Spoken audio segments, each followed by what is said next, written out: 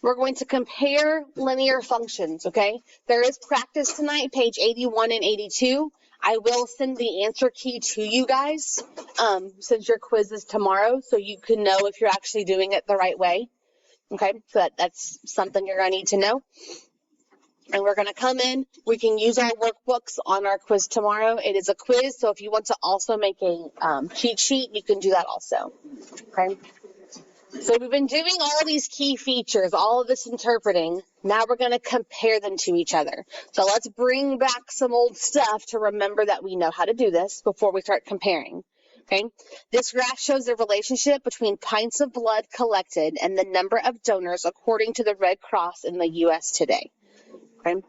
What is the slope of this line? We're going way back. How do I find the slope of this line? My rise over my run. Good. So we pick a point of where to start. I think the origin's a great place to start for this one, right? And see. Okay, let's see. Well, there we go. We're going to start here. It looks like it goes here. So up 1, 2, 3. Yep. And over 1, 2. Nice. So if we go up 3 and over 2, what does that look like written as a slope? 3 over 2. 3 over 2. Good. All right, what does the slope represent? So again, is it x over y or is it y over x? It's y over x. So Abraham, what do you think? Here we go. Every 3 donors, we're getting 2 pints of blood. Where is he getting that information from? Yeah, look at the graph, right? Ooh, wait, hold on. You got it backwards. Hold on. X is donors. Yeah, donors, pints. See, that's why I have to write things down, because I get confused too. Y over x, my y is pints of blood. Our x values were number of donors. So we're going to say for every 2 donors, 3 pints of blood are collected.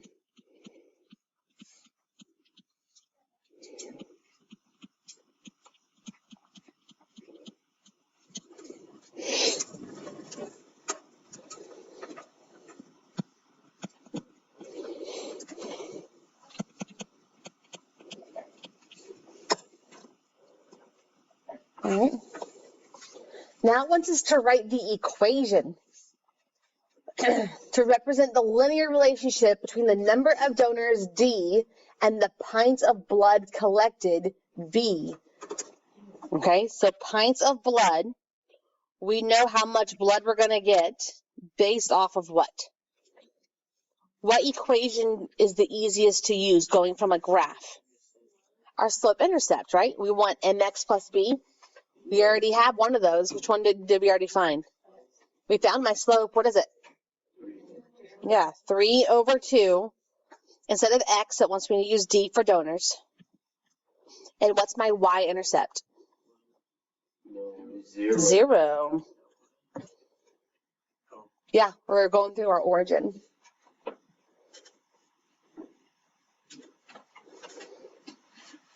So the amount of blood that we are collected is dependent on how many donors we have. That makes sense, right? That is slope-intercept. Mm-hmm.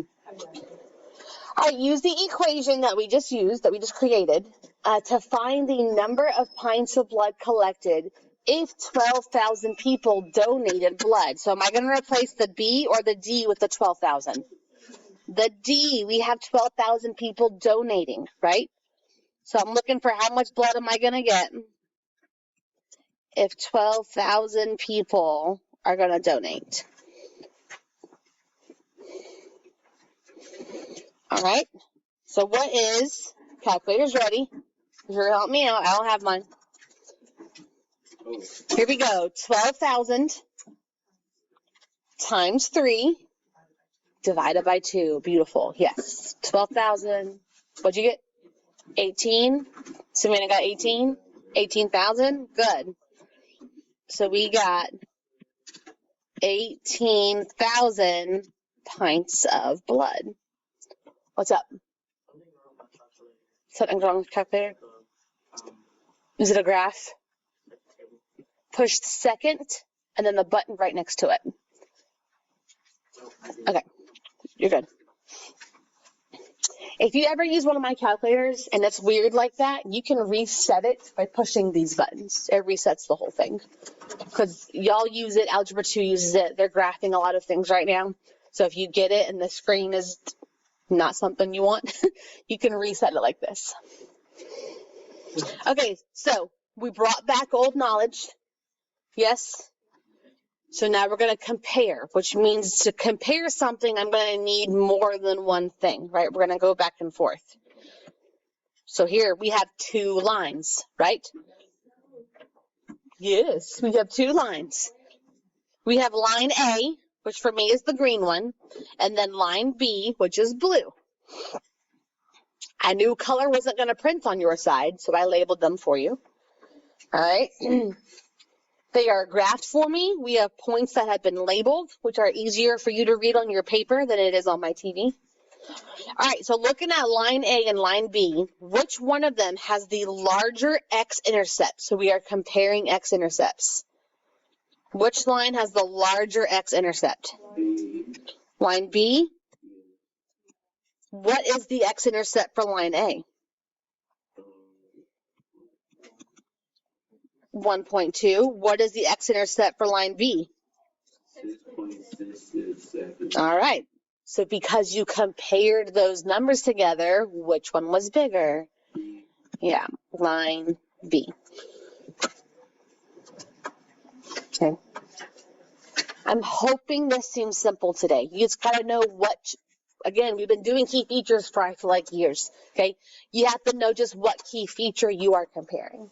So my next one wants to know which line has the smaller y-intercept. So let's list them out first. What is the y-intercept for line A? 6. What is the y-intercept for line B? -1. Okay. Does it want the bigger or the smaller this time? Smaller. So which one has the smaller one? Line B again.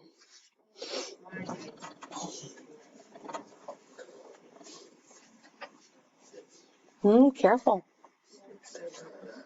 Which line has the larger slope? Okay, hold on. I'm going to show you something without having to actually do math. Okay. Would you say A has a positive or negative slope? Positive. Line A? Line A has a negative slope, right? Line B has a positive slope. See how A is falling down? So it's going to be a negative number. Line B, it's increasing. It's going to be positive. So I don't really need to know what the numbers are to answer this question. Which one has to have a larger slope? Line B. Line B is killing it. I did not do this on purpose. I didn't mean to do this. All right, for which line does y decrease as x increases? There we go. Now it's line A's time to shine. Good. Which we kind of used for the question before, right? So we noticed that my y's were decreasing. That's how we knew from before it was going to have a negative slope. Good. Okay. How do we feel about that? Feel okay? Comparing 2 graphs together? Because now I'm going to give you a function, a table, and a written description to kind of help us. Okay? Which seems like a lot, but just think of it as they're giving you more information to use. Okay?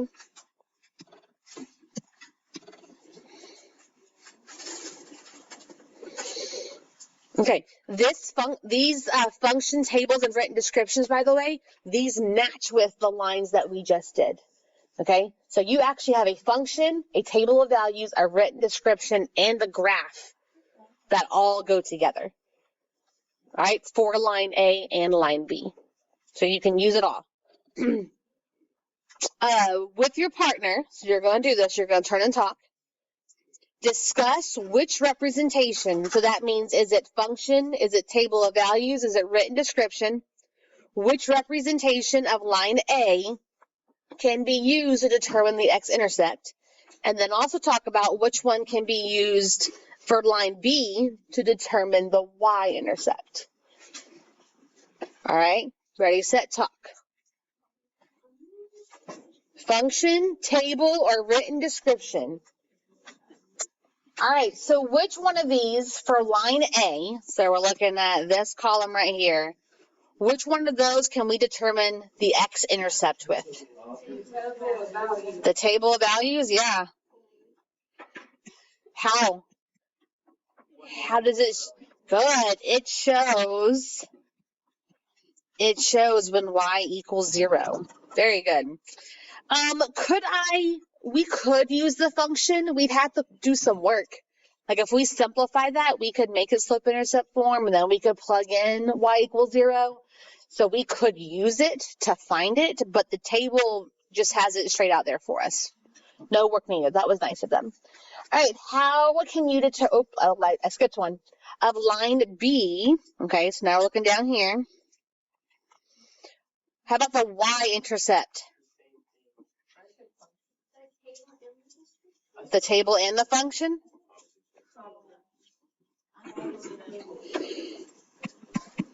All right, I agree with the function, right? This is slope-intercept form, which gives us my y-intercept, right? I agree with the table because it shows me when x is 0. And the written description. Yeah, and the written description. Because look, it passes through the points 0, -4. Okay? Oh, I don't know. So they are, the table and the written description are showing us when x equals 0. I know, I'll fix it in a minute. And the function just has it as the last number.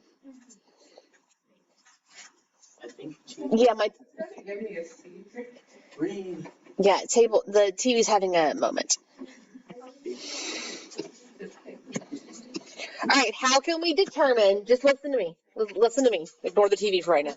How can you determine if a line is increasing or decreasing by looking at just the slope? How do you know if it's going up or going down looking at a slope, Mayana? Good. So for slope, so I drew an arrow, by the way. I know you can't see it. I drew an arrow under slope. Okay. Positive. Yep, I knew that was going to happen. A positive slope means it's increasing. I'll fix it. A negative slope means it's decreasing. Okay, if we're looking at a table of values, okay, if we're looking at a table of values, how do I know if we are increasing or decreasing?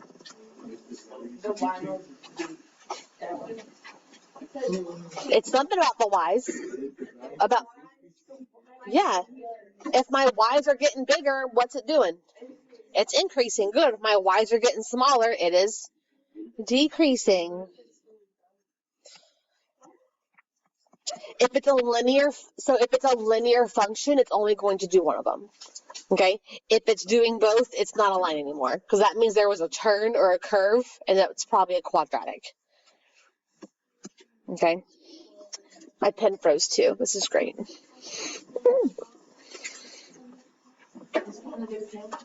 Mm-hmm. Yeah, it is. So on a table, it's not let me write. Oh, there we go. So on a table, what about your y values? If y's are getting bigger, if they are increasing, then my function is increasing. Okay. If y's are going down, then my linear function is decreasing. If you look at your y values. Okay. Written description. How can we tell with our written descriptions?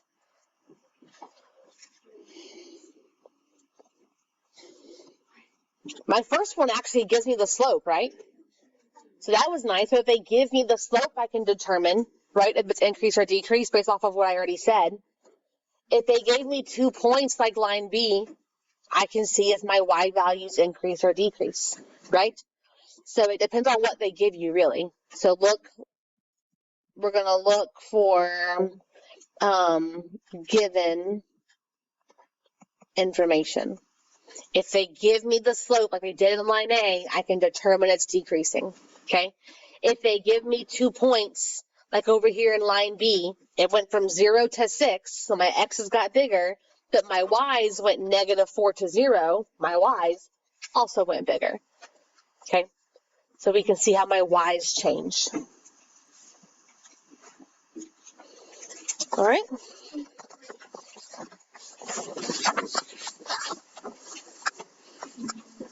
So now we're going to kind of do what we did in our warm-up, but we're going to have 2 different things to look at. Here we go. 2 different linear functions are shown. Line A is being shown as a table of values. Bless you. Line B is being shown as a function. Okay. Which linear relationship has the smaller, is what I should say, y-intercept? Okay. What is the y-intercept for line A? -4. Good. How'd you figure that out? It's when x is 0. Good. What's the y-intercept for line B? 2. The 2 on the end. Beautiful. So which one's smaller? Line A. Good. Compare the domains, of the 2 linear relationships. This is bringing it back. What is always the domain of a line? Domain is all the x values. What x values are on lines?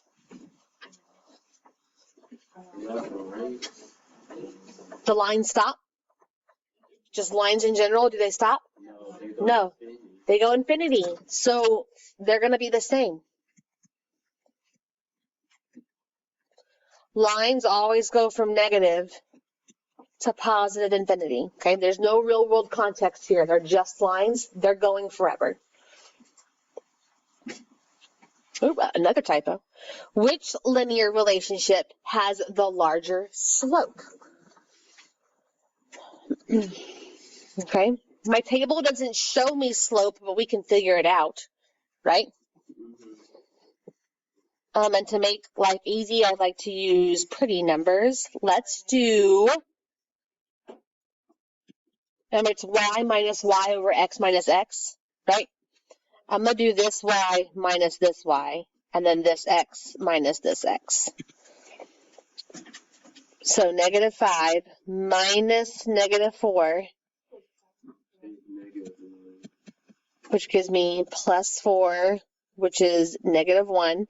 And then my denominator, 2.25 minus 0. Well, that's nice. Okay, so that's for line A. You want to convert that into a decimal for me? Can someone do -1 divided by 2.25? 0.44. Okay. -0.4.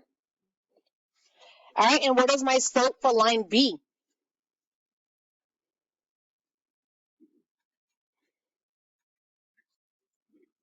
What's our slope for line B? -4 over 9. Okay, what is that as a decimal?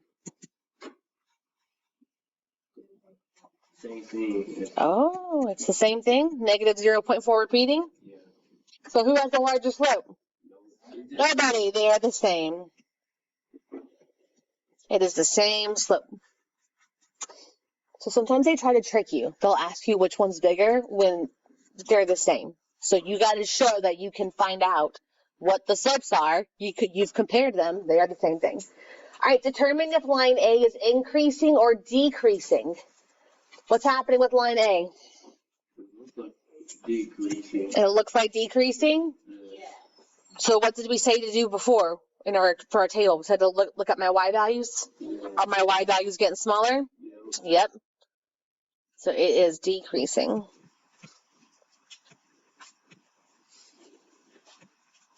What about line B? What is that doing? It's decreasing. How do we know? Well, they share the same slope. Looking at the equation, it has a negative slope. right? So here, my y's are getting smaller. That's how we know. Here we know it's decreasing because we have a negative slope given to me in the equation. Is it just the same equation, just minus the y-intercept? Right, so these lines have the same slope with different y-intercepts. It's a little foreshadowing for next week.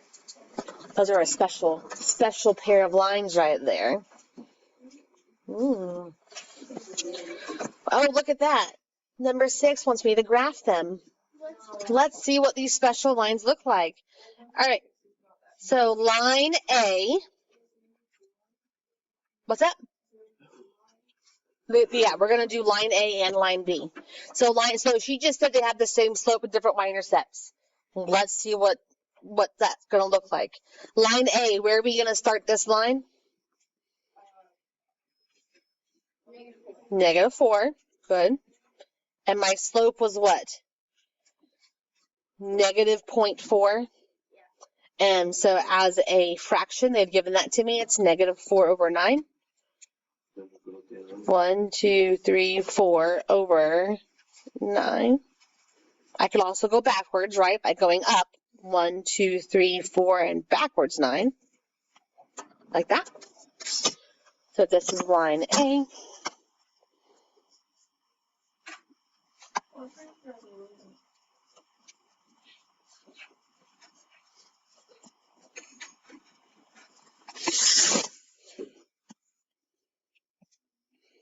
All right, here's A. Where is line B going to start? At the. Hold on. What was the y-intercept? It starts at 2. There we go. 1, 2, and it has the same slope. So down 1, 2, 3, 4 over 9. And up 1, 2, 3, 4 backwards 9.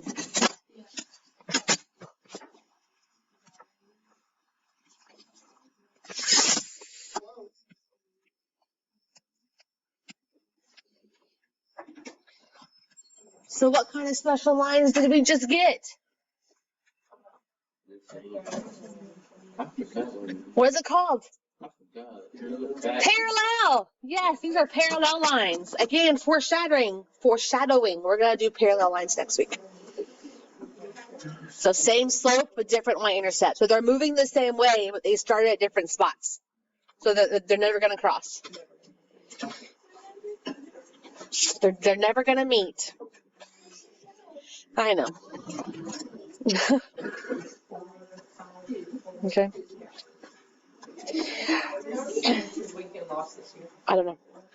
All right, use the definition of end behavior to complete the sentences. Okay, so when you talk about end behavior, the end behavior of a function refers to the appearance of the function's graph at the ends. In other words, as the x values gets to infinity smaller, or as the x values get infinity larger. So we have two ends, right? We have a left side and a right side. Okay, the left side is going to be where my x's get negative, right? Do we agree with that? So if we have negative infinity for x, that's the left side. If we have positive infinity for x, that's representing the right side. Okay. So for line A, as the x values get smaller, so if I look on the left-hand side, what is happening to line A? Is it going up or going down according to this end? It's pointing up, right? So it's going to infinity. So we're just looking at that end. Okay, so as x gets larger on the other side, what is this end doing? So how am I going to say going down? Negative infinity. Okay, these are just new symbols that you're going to see. Here's notation. You have a little arrow that means approaches. It approaches. Okay, so as x approaches negative infinity, meaning as my x's get small, right? What is my y doing? We just said it's going positive. Good. As x's get bigger, that's the right-hand side, where are my y's going? Negative. They're going negative. Okay, so it's just very fancy to just show what my ends are doing. Is my arrow pointing up? Is my arrow pointing down? Okay.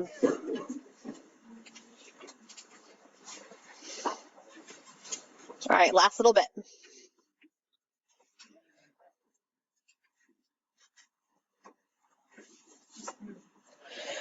All right, two different linear functions are shown. We have line A and line B. They are different lines. Name the key features that are the same for both linear functions. So what do they share? They have the same what?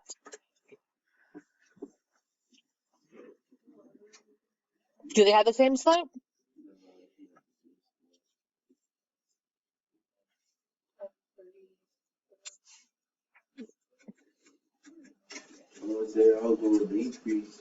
Yeah, I don't think they don't have the same slope.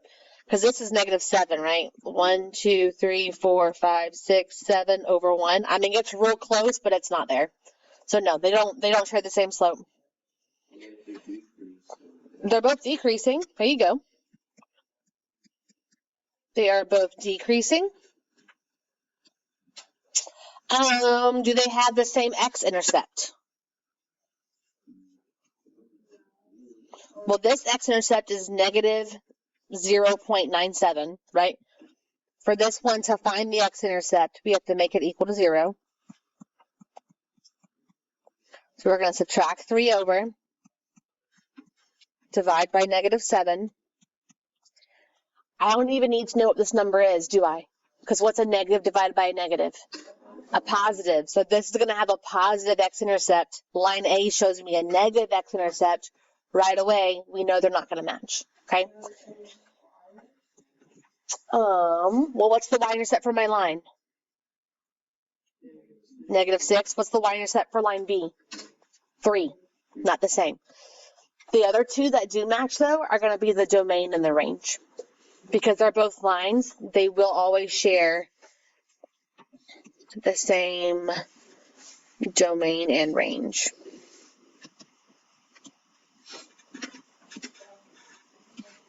Okay, so which ones are different? So that's all the other ones that we didn't get to use, right? So their x-intercepts were different.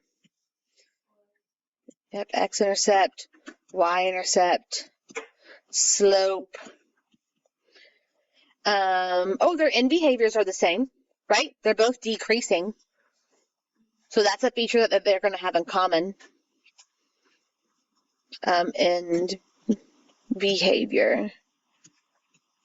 So because they're both decreasing, we know their end behavior is going to be the same. Okay. Which linear function has the smaller slope?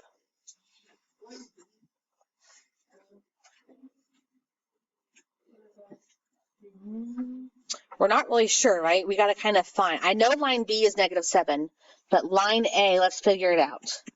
So I'm going to use these nice whole numbers. I'm going to do -6 minus 13 over 0 minus -3. This gives me what? -19 over +3. Can someone tell me that decimal?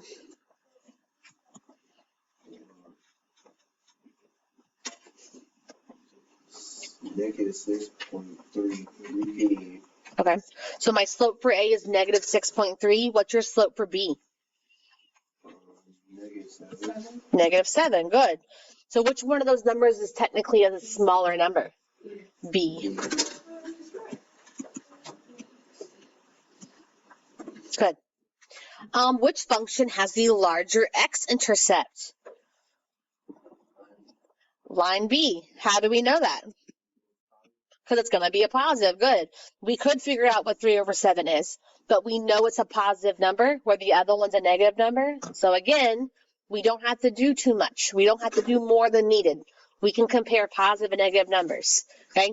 Now, if they were both positive, obviously you're going to have to know what they are, right? But if you have different signs, you can stop right there.